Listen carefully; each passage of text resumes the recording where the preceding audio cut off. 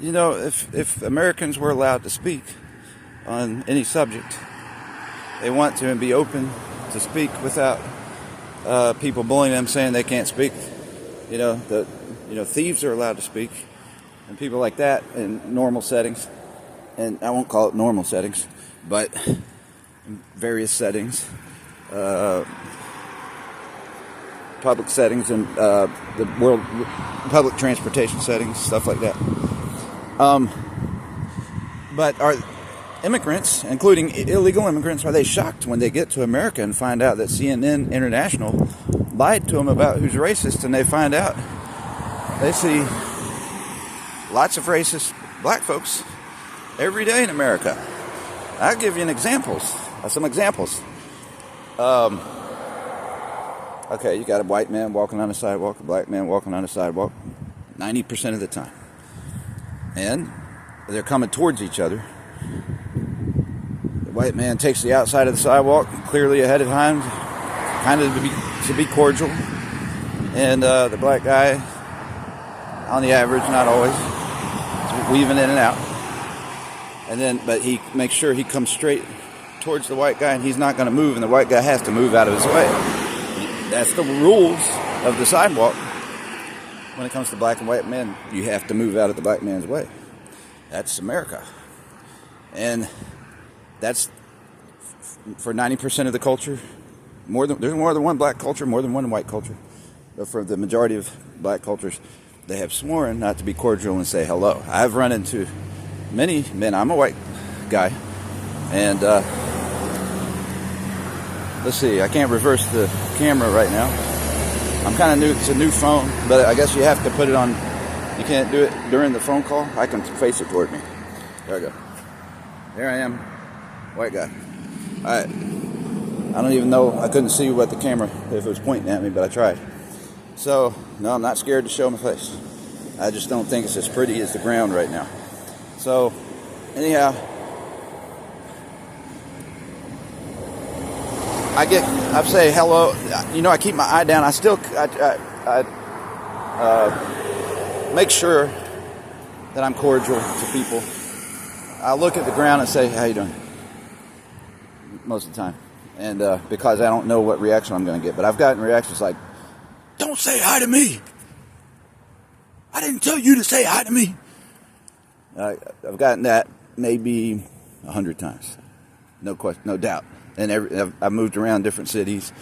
I've had a rough life. I've had to go through shelter system. That's what I get. So obviously I'm around people who have gone through hard times too, or a lot of them are the ones who have created hard times for everyone. And that's probably the majority of who's out there. But, I don't hold that. I look at it from a different standpoint, because I understand that black America has been lied to over and over and over again by the Democrat Party. The Democrat Party is the party of slavery. I've had one guy talk to me till 2 o'clock in the morning recently, and he would start screaming and yelling, "No, it's not." He wouldn't let the truth come out, but the Democrat Party is the party of slavery, and they still are. And you're not allowed to get a word in with a lot of folks who want to tell their side of the story. I've run into somebody who tells stories about some of the bad stuff that was done and acts like that's all that was going on. They declare that, Europe was kidnapping people into slavery from Africa. That's not true. It happened, I'm sure, a few times. But the truth is, they're dealing with African slave dealers. Slave dealers dealt most slaves to America, and matter of fact, there were 10,000 white slaves brought from Europe, from Britain, just Britain alone. At one point, there were 10,000 white slaves brought to America. And the whole premise of that subject is wrong, because guess where most slaves were taken to? Brazil. The Democrats' best friend, Brazil. Right? And so Democrats still run slavery today through the drug cartels. They've promoted the drug cartels. They've promoted that culture. They've promoted hip-hop culture that promotes the parts of hip-hop culture that promote those things. And it's a slave system, in and out of jail. over drug charges and stuff like that, but they don't care if you're killing people, and they don't care if you're stealing from people. They promote stealing because they want to steal from this country, because they never wanted this country to come into existence. Because it was Europeans who came here to create this nation. We'll call it nation, not country. The country, we'll call it a country too, but I mean by country, the Indians were here first, but there weren't a lot of them. The reason people came here, they're like, there's hardly any inhabitants on this land. There weren't many. There's so much land, open land. And that's the thing. There was open land, but they came here to escape being hung by the neck for reading the Bible. Only the Pope was allowed to read the Bible, and there was a theocracy going on with that. And people weren't allowed to read the Bible. And that's why people escaped to come to America.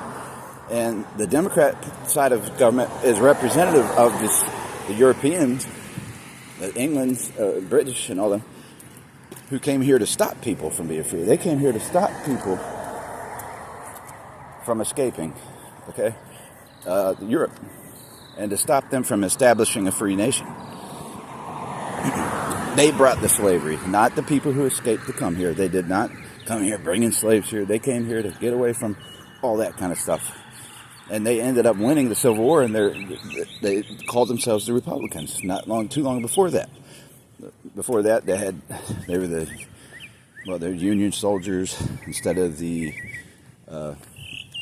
rebels, the Southern. Anyway, I forget some of the wording of all that stuff, but it's easier to break it down to how it is. But the Democrat side represented the South. They were the Confederates.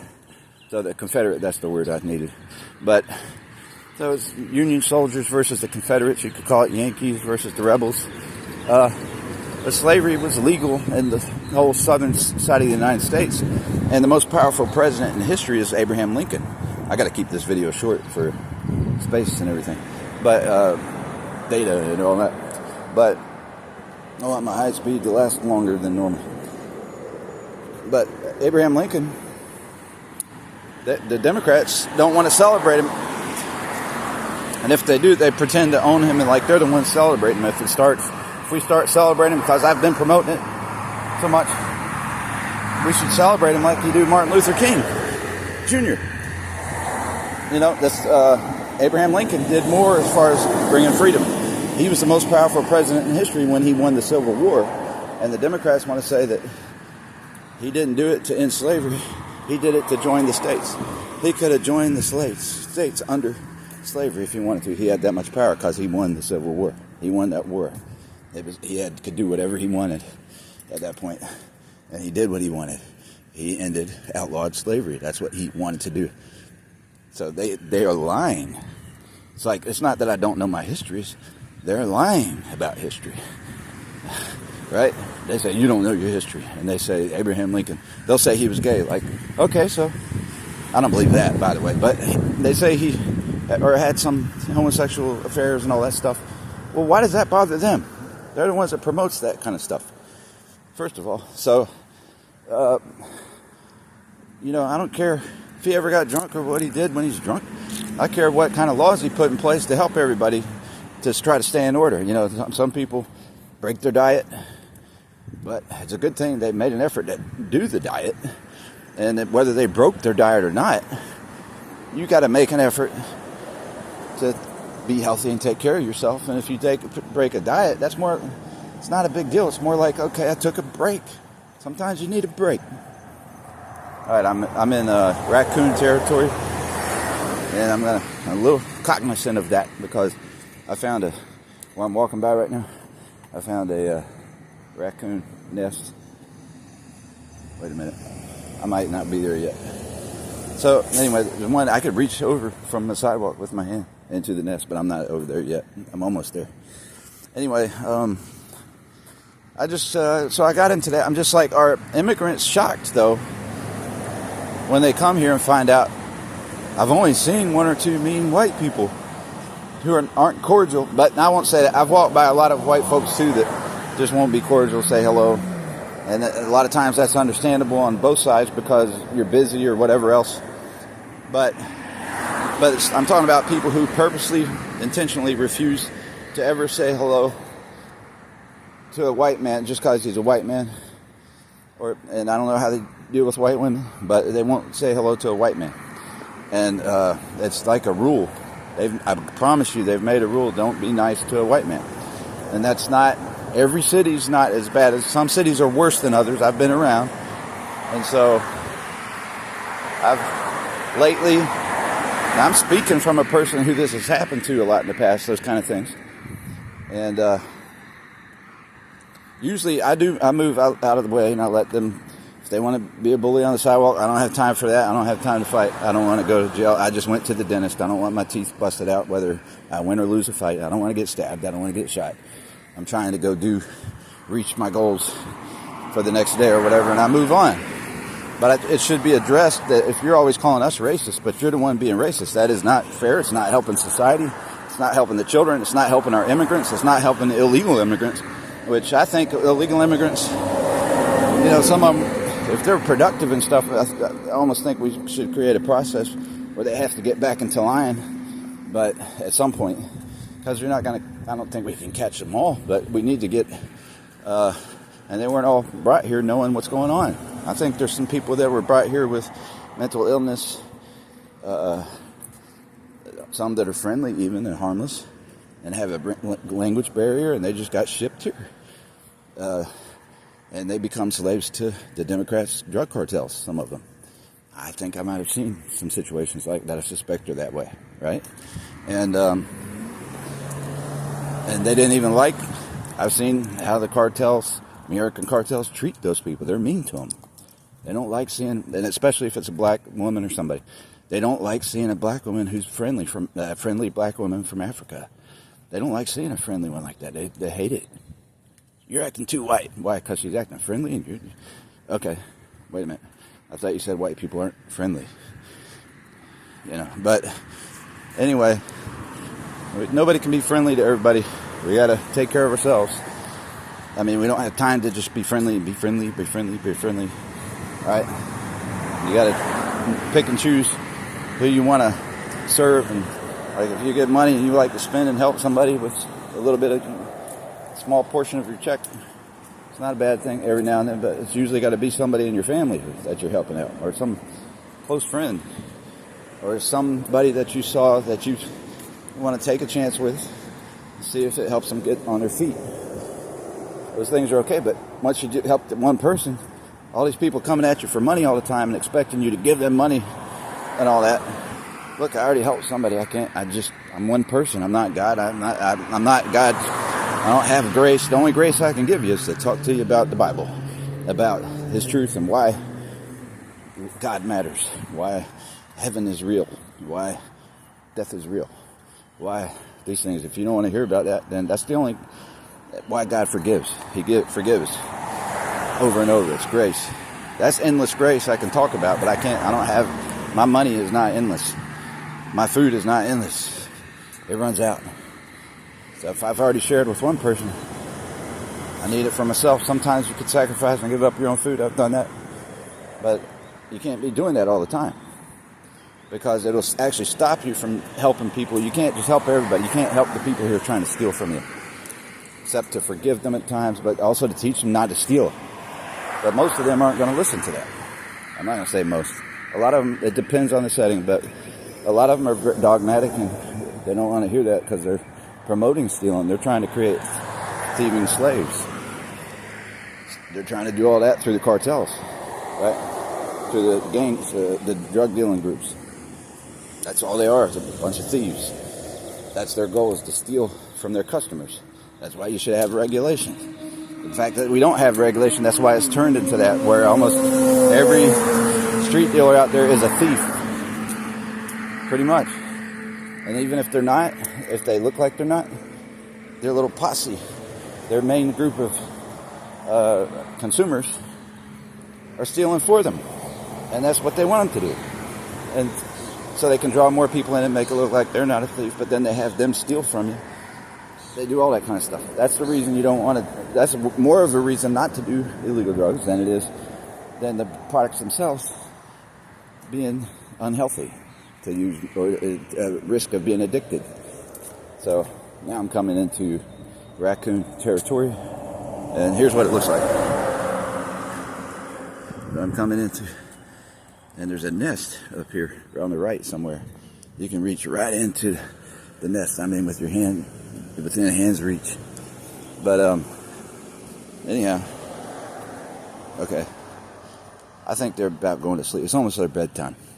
They stay up all night and they go to bed. Coyotes could come out of there, anything could, right? That's pretty cool in one way, right? But at nighttime, it wouldn't be my favorite spot to walk.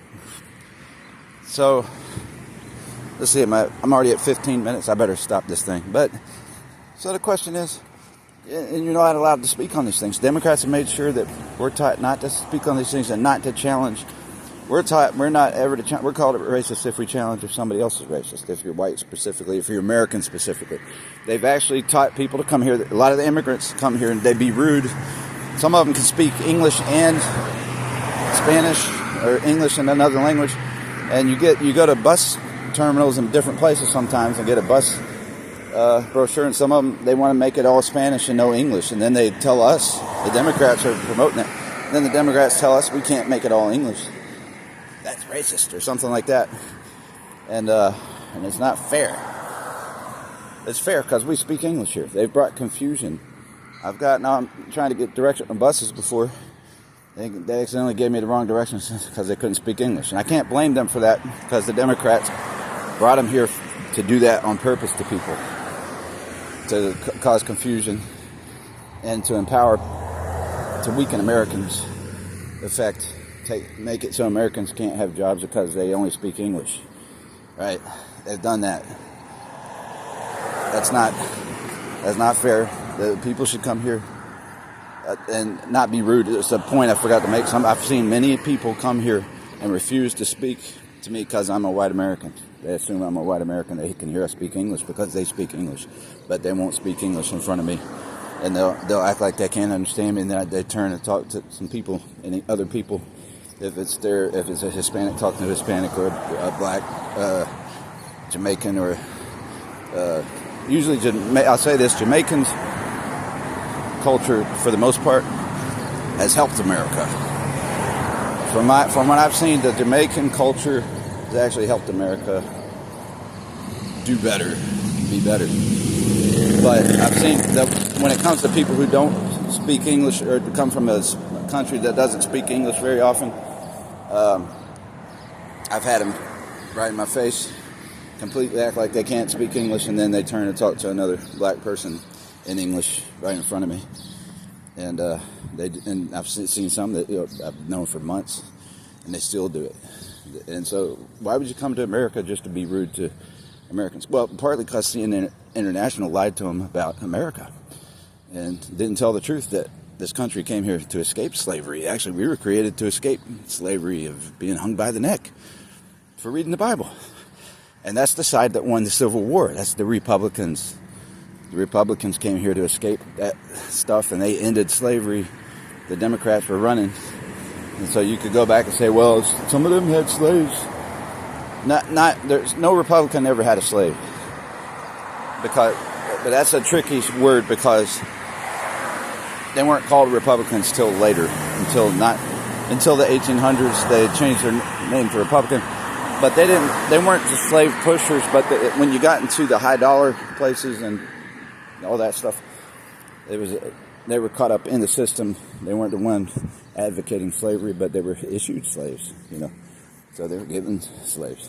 Now I would say that in that situation, they had better housing and everything else than our apartment complexes today. But in certain parts of slavery, there was much abuse. And somebody's going to lie and say, I advocate. Oh, you're supporting the fact that they lived in better places and it was still slavery. No, I don't support it at all. I'm just saying the abuse wasn't there. They were treated better than employees on a lot of jobs today, right? They were treated better than somebody who rides a bus when they want to get directions. I'm sure, but our world's different today. People have been taught not to speak. I bet they had nice conversations back then with each other. I can tell you that they actually liked each other, a lot of them. Even back during the early 1900s, Louis Armstrong, or mid-1900s, people like Louis Armstrong got along well with white folks. A lot of people, there was less racism back then. In certain areas there was more from the white side, and I guarantee you there was plenty from the black side too. That's the part that you've never looked at, but I've seen it. You see it in the 50s. You see and even before that, coming from, you have Muhammad Ali, everybody always sympathizes with, but he was hearing from those racist groups that didn't want to have anything to do with somebody who had blue eyes.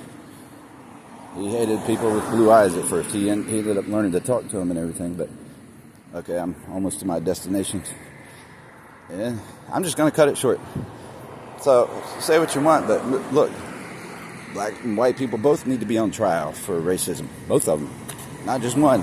Otherwise, it's a racist trial to only put white people on trial, and then on top of that, be lying about them, bearing false witness against us. Right?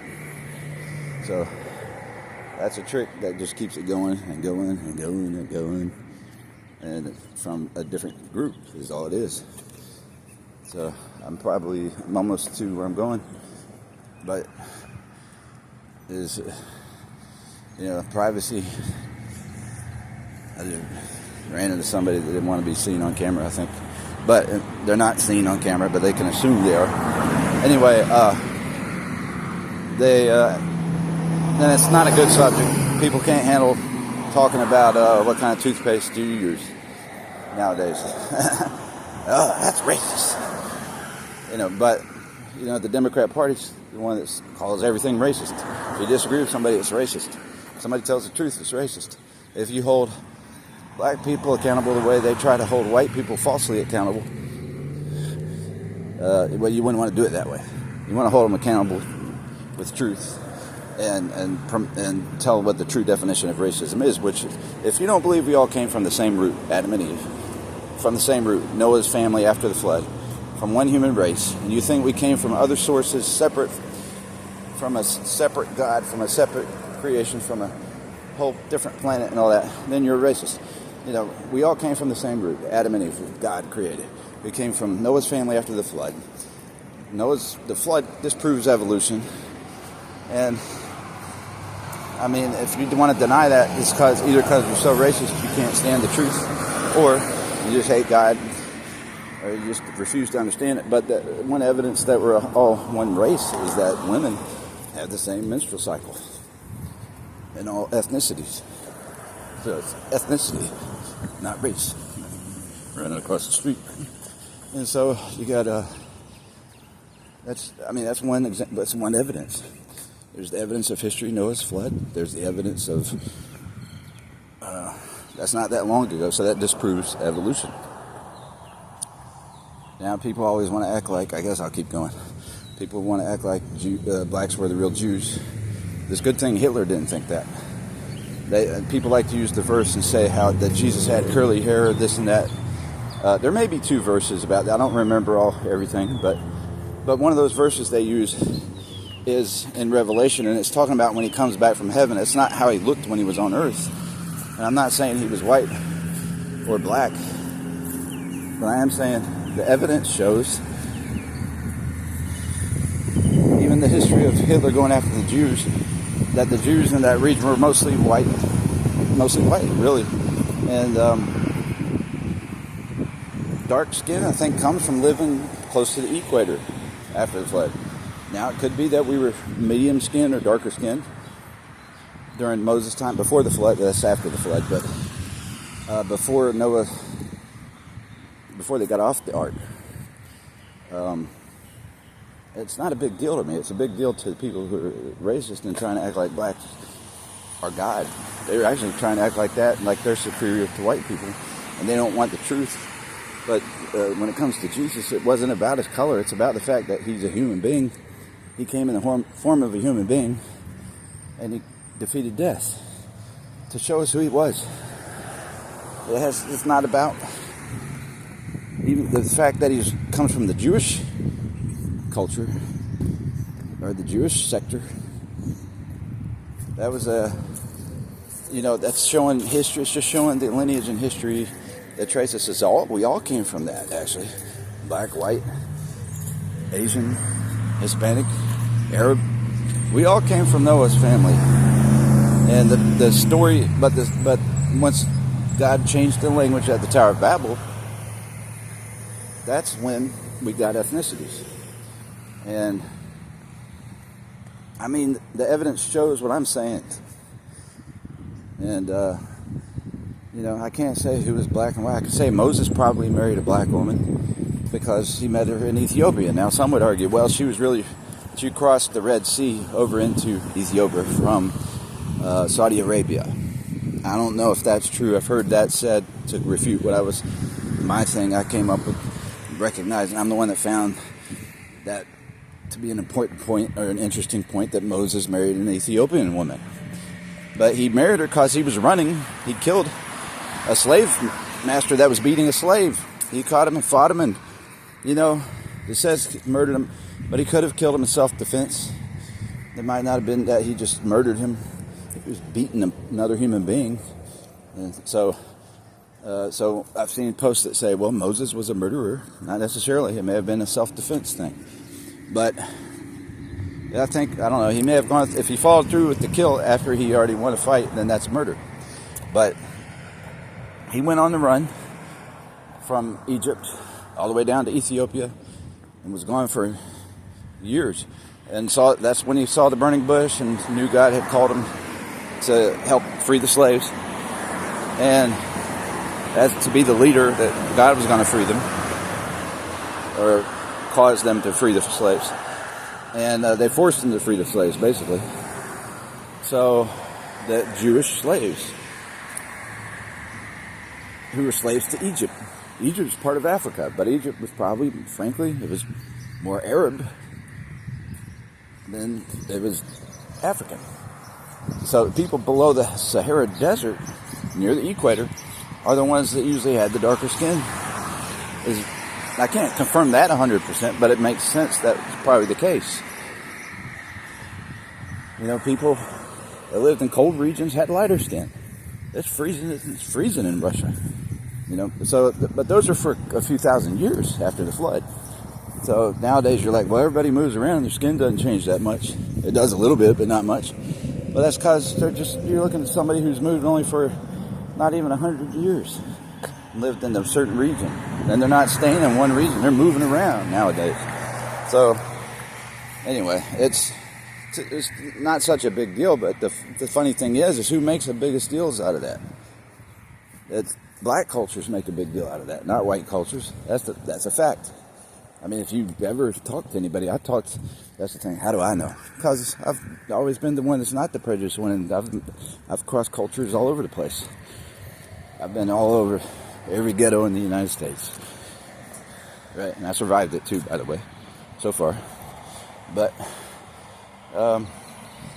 you could say, when I know that, I won't say I started out with addiction issues. I was introduced to the ghetto through sexual assault. Older woman sexually assaulted me when I was 19, right? So, and I had saved my first kiss for marriage prior to that. I was a guy that wanted to be a gospel singer, right? And then I was even asked to play trumpet for Billy Graham, and I turned it down because it was after that sexual assault. And I didn't know how to deal with that because I had depended on that reputation to get me places. And maybe God taught me, you know what? You've got a good reputation. You've done everything almost perfect. I did make mistakes before that, some mistakes with television, through the television, watching things I shouldn't watch and stuff. But prior to that, I had saved my first kiss, and I didn't promote promiscuity or anything. I never have, really. But if I'm not sober, I'll talk about something like that, maybe. I feel like I'm left out, and the reason I have never found a soulmate is because I'm the one that never has sex on the first date, or whatever. So, anyway, I better end this before 30 minutes, because I don't know if it'll go down. But so I liked black women. mostly. And that's part of the reason I studied the culture, trying to find somebody. I thought white women were too uptight, so and they were. From my experience, I met too many white women who were religious and too uptight, and I didn't like that. I didn't even think it was biblical, right? And I thought, well, I looked for people to meet that would be friends from a less tightwad culture. Now, I went a little too extreme, but I just recognized the fact that there was a government sabotage going on in black communities. And I think that's pretty well true, and it's been proven now by Joe Biden dumping, and even Obama dumping fentanyl into all our communities. But they did it through the cartels that go through the same venues, poor communities and but mostly black poor communities. That's who they've been able to falsify racism. They falsify racism to keep us segregated, so they can keep funneling drugs into black communities.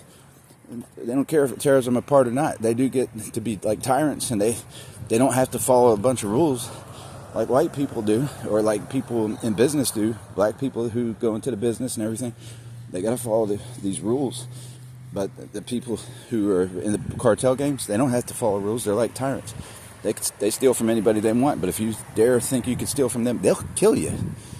If they just think you even thought about it, stealing from them, they'll kill you, but then they can steal from anybody they want to. That's the cartel sector. That's the gang sector. And there's plenty of white folks doing that too. But it's been purposely, in my view, conspired to use the black culture to do that by lying and falsifying victimhood and all this stuff, which there are many victims because of it. But they use victimhood to qualify revenge for stuff that's not even happening. And anyway, by lying against the people, by lying against who rescued the black culture from slavery and who created welfare. Republicans created the welfare system. Democrats messed it up. They took the father out of the system. They won't allow the father in with his family in the welfare system. They're the ones that put that in there. The Republicans created the welfare system to run it properly.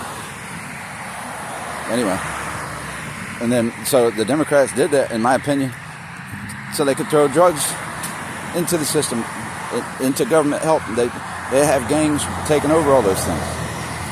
Right now they try to choose on private jobs who the company can hire, and they hire people who don't even want to help customers. We see that at Walmart. You have to hire this person. You have to hire people who don't speak English. That's what they're pressured to do. And then what do they do in Walmart a lot of times? You come to try to ask them for something, where something is, and they turn and run, and they try to run from you and won't act like they don't see you. They don't want to help you, customers.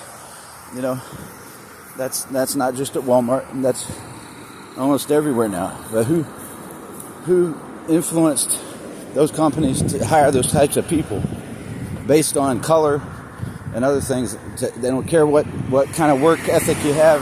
If you don't believe in customer service and being friendly to customers, don't bother me. That's how they feel and talk to their customers. Well, the Democrats put those people there. I mean, they're the ones that influenced it. And they did actually directly put a lot of them there. So, it's not... So what I'm talking about, these things are real. I just told you real experiences.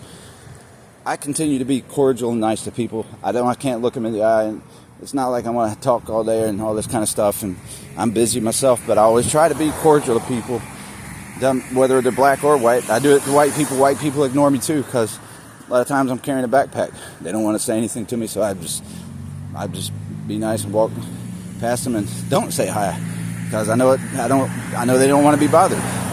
So that's being cordial too. But if they say hi, I'm ready to say hi as fast as possible. You having a good day? How you doing? It's how you doing? I'll say how you doing. That's cliche because I don't have time to talk and I'm not trying to start a conversation, but it just comes out like a habit. So because sometimes people say hi to be dismissive. I've seen rich people do that a lot. No offense. I've seen wealthy people who want nothing to do with me. who will say, "Hi, how are you?"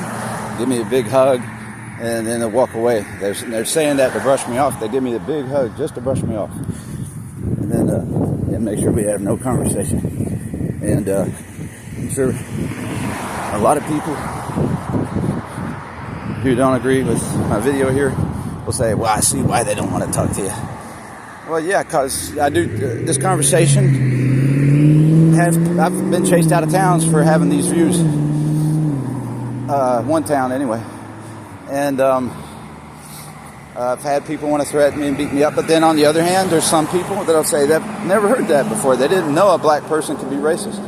I didn't even know. You're right, though. I mean, we're human beings and we can sin too.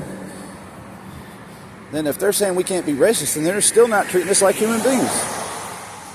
Everybody can be prejudiced or racist, or can have a tendency to do that. Everybody is supposed to guard themselves, their conscience, their mind, battle their mind every day against being racist, against lust. You know, so a lot of people hate on gay people. Oh, they act like homosexuality is terrible. Well, so is me looking at a beautiful woman too long. That's a sin too. And then being promiscuous with women is a sin too, just the same as homosexuality outside of marriage. Doing it outside of marriage is a sin. So it's like, why you want to? I have to. That's one other thing I've had to watch and guard is I've actually had to protect gay people a few times from people harming them. You know, and that's a popular thing in the Democrat Party, especially. They're the ones. They have their gangs that want to hurt gay people.